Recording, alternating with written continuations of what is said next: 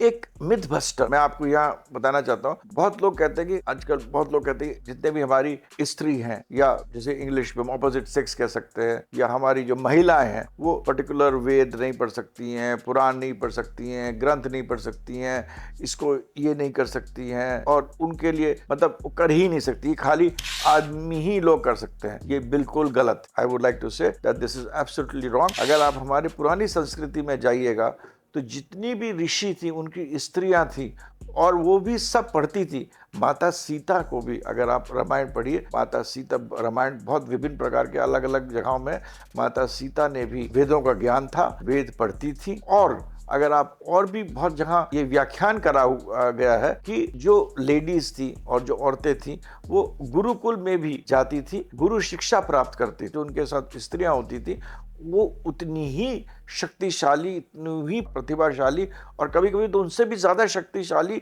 ज्ञान में होती थी। तो ये कहना कि हम औरतें हैं, ये चीज नहीं पढ़ सकती हैं, ये चीज नहीं कर सकती हैं, ऐसा कर सकती हैं, ये ग्रंथ नहीं पढ़ सकती हैं, और खाली पुरुष कर सकते हैं, ये गलत है, मिथ्या है। ये हमारे परंपरा में था ही नहीं।